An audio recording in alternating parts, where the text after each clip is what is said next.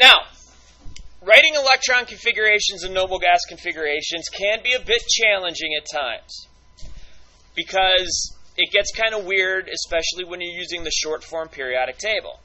Now, what I would recommend every single time is, one, when you're given your element, figure out its atomic number. So we're going to use, what you're going to need is a sheet of paper that you're going to write your information on and your periodic table.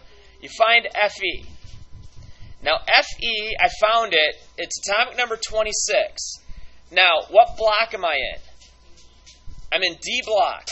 So what row of D block am I in? So I know I'm in D block. We're in row 3.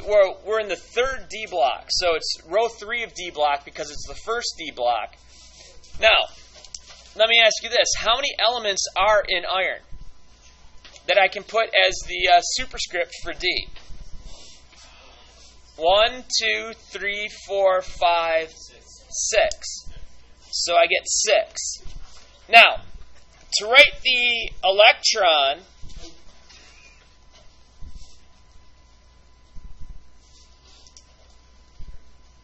configuration, this is a method that we kind of came up with last hour, which is unfortunate. I wish I had it for the first couple hours. Let me zoom in just a little bit here. Now, you start with row 1. Row 1, what do you have? When we're writing electron configurations, what do you get out of row 1? 1s2. So we get 1s2, and this guy comes from row 1, or period 1. Now, once you're done with that one, move down to the second row. What's the first thing in the second row? 2s2. And then what's the next part of the second row? 2p6. And so this represents row 2. And now we roll down to the third row. Now, is our element in the third row? No. So we're going to write out everything that's in the third row. So it'd be 3s2 from here. Now these guys, I would get what? 3p6. So these guys are row 3.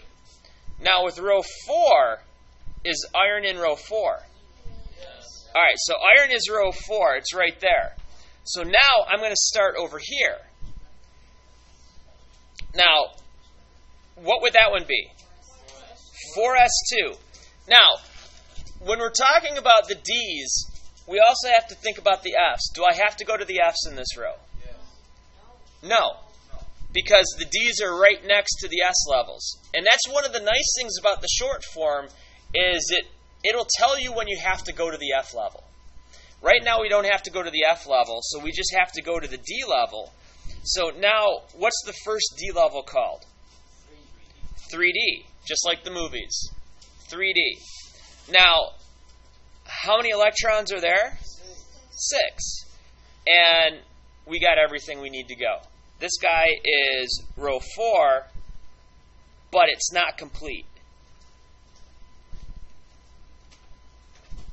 We were able to complete rows 1, 2, and 3, but we weren't able to complete row 4.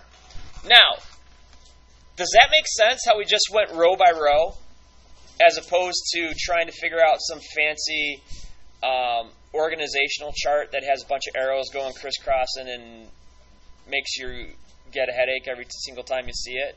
Yes. But if you go down row by row and then all of a sudden, if we got to this guy, after that would be what, 6s? What would I go? Where would I go after 6s? I would go to 4f and I would fill that guy up first. And then where would I go after 4f? 5d, which is what we have written down here. It's 5d.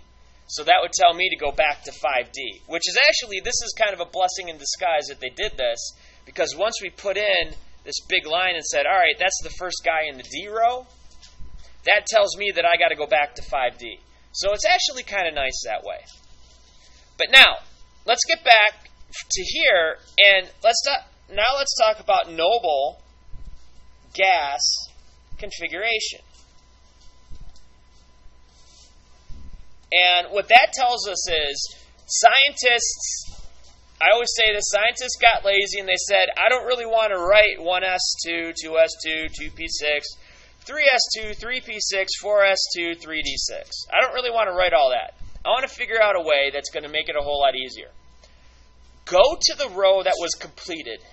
Go to the row, and basically all you have to do is take your paper and move your paper up one row. What is the last element in that row? Argon. So argon is actually right here. That's argon. And that is the last one that's completed in the row. Another way you can do this is you can start working backwards until you find P6.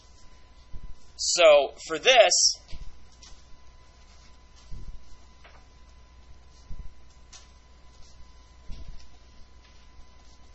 find the last P6 that was filled up, or take the row where there was iron, we moved it up to here, and what's the noble gas that we're going to use that's going to take care of everything from here on? Argon. So I'm going to put argon in brackets. And now that basically goes up to here, and it draws a line here. And it says argon is going to take care of everything here. And that is what noble gas configuration does. Is it takes when we are able to load up the row and actually fill the row totally with electrons and fill up all the blocks that are in the row, we can write that as the noble gas, because the noble gas is the guy that's filled up totally 100%.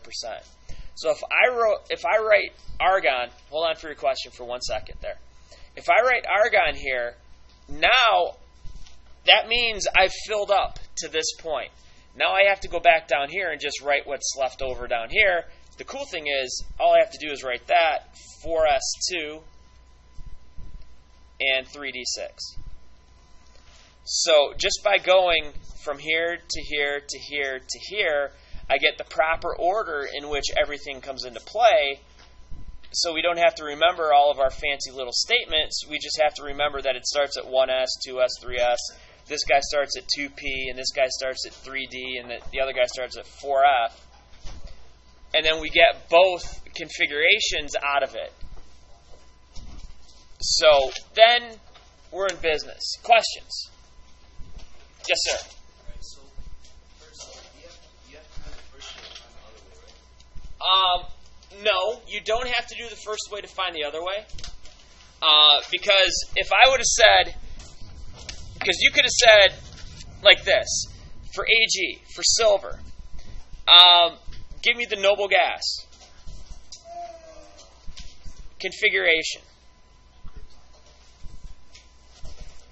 And, all right, so you put your paper here at the row for silver, and then you just move it up to the last row that's filled, because the row above it is filled. All the rows above it get filled, and what's the last one in that row? Krypton. So I can put krypton down here, and now I have to get the silver. So silver is going to be, that's 1, 2, 3, 4, 5s. So 5s2. And now this was 3D, so this is going to be what? 4D. And then I have to get the silver, so it's 1, 2, 3, 4, 5, 6, 7, 8, 9, 49. So there's your noble configuration, noble gas configuration for silver. So you can actually do that. Once you find the element, just move your paper up to the next row. This guy is your noble gas that you're going to use. And like, if you add this together, it would equal the atomic number? It would. But you have to add, you'd have to go back to the entire electron configuration in order to have that happen. You can't get the atomic number from noble gas configuration. But if I took 2 plus 2 plus 6 plus 2, 2 plus 2 plus 6 plus 2 plus 6, plus 2 plus 6. That guy's a 10, that guy's a 10, and that guy's a 6. So we get 26. And iron has Ne, the atomic number is 26, so it worked out. So it works out perfect like that. But you can't do it with the noble gas, right? Noble gas, you can't do it because what's happening is you lose all of that stuff. But you can also say, well, argon has an atomic number of 18. Argon has the atomic number of 18, so if I go 18 plus 2 plus 6, that's 20 plus 6, that's 26. You get there. You just have to know the atomic number of the noble gas itself. And then, because that'll cover all the electrons before it.